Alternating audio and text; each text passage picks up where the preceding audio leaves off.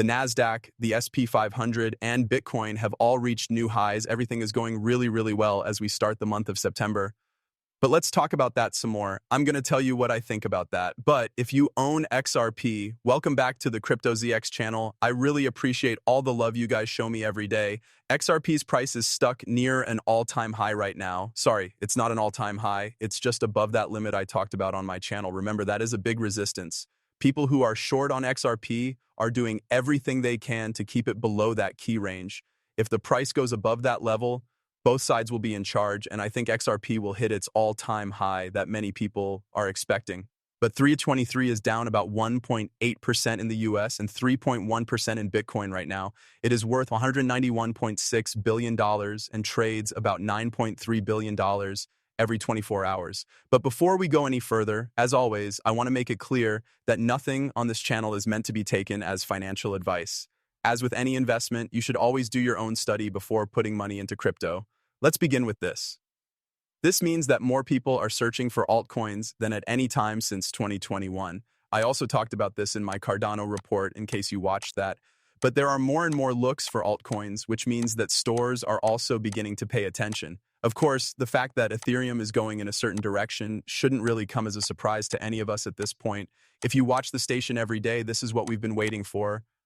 Some of these important things did happen, and as I've said before, we're entering an altcoin season. Once a month, that's when you should look at it. There has been a lot of volume, and I can't even begin to guess what we can expect as August goes on. I really like what I'm seeing here so far. But Spot Ethereum ETF had its third best day ever for inflows, more than $700 million.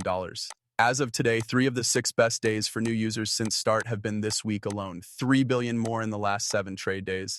On a whole new level, and that's a fact because ETH is getting so much money and the power is going down. This is the simplest way to look at it. What's going on with the dominance? It's clear that prices are going down and hitting levels we haven't seen since the beginning of the year. However, Bitcoin hit a new all-time high and hasn't budged from its position as the leader, which is exactly what altcoin holders want to see. This is really, really exciting.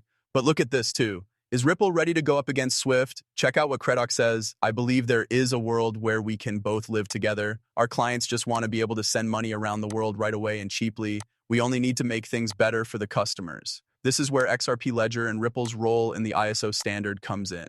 Remember that the XRP native currency is useful if you know how RippleNet works. Of course, a lot of people talk about how it's negative and how XRP will be burned a lot over time, but it needs to be used.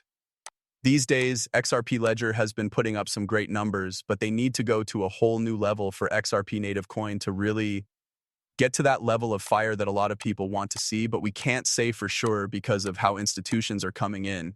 When you trade in the crypto space, you meet DeFi. I believe the sky is the limit, especially when you look at RWAs and how XRP ledgers could really help these big companies start their RWAs and tokenize them. This is where the fun really hits the ground running. In this case, though, we don't want to miss something important. Singapore is moving tokenization from test projects to widespread use, which will improve access to regulated finance and make the market more mature. Also, if you want to read this story, I think you should go to Ripple's page and click this link. You can just read the whole thing. But listen to what David Schwartz says. The XRPL was made so that fees stay low and predictable, a few cents a day without a separate gas coin. You can pay for any released asset directly with XRP, so you don't have to buy another token just to make a transaction. This saves you time and money. XRP can be used as a bridge asset for payments, transfers, and liquidity, and it doesn't require a counterparty. Anyone can use it. Now you know for sure that this comes from David Schwartz himself for every XRP exchange/burns XRP. Going back to what I said earlier, we talk about how it can lead to deflation, but extra appeal leisure needs to be used at the level where trillions of dollars are coming in and XRP is really being burned massively. When that really starts to happen, we can talk about XRP going up to $10. We need to be aware that it will take time until then, but this is something you shouldn't ignore because it comes from the man himself. Some newer chains are starting to use design choices that have been a part of XRPL architecture for a while now.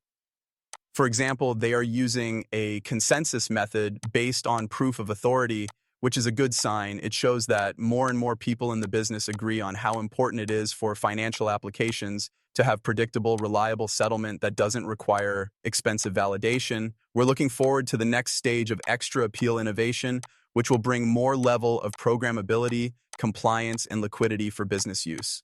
Welcome to the party to those who are just starting out. The dark 10 is getting bigger. Someone tweeted something very, very interesting from David Schwartz. You should read the whole thing, but first read what he says. We're seeing more and more people in the stablecoin and payment space start their own blockchains. This shows me that the market sees blockchain as an important part of the financial system. This is something we've believed in and worked toward for 13 years on the XRP record. That's it, guys. There you have it. To all the haters, I think the haters will be shocked when they read this. Also, to bring this up again, Franklin Templeton's Spot ETF, not a derivative ETF, Spot XRP ETF has until September 9th to get a final ruling from the SEC. That's next month. And is it possible that a Spot ETF will be allowed, or are they going to put it off? That would be pretty cool if this gets passed. It's clear that Franklin Templeton is one of the biggest asset managers when it comes to AUM. So very, very important things. Of course, the next few weeks and next month are going to be very important. September is going to be a big month. Now that people are starting to guess that rates will go down in September, there's almost a 100% chance that rates will go down. I tweeted about this not long ago. Personally, I believe that the market is already beginning to respond positively as we move into September.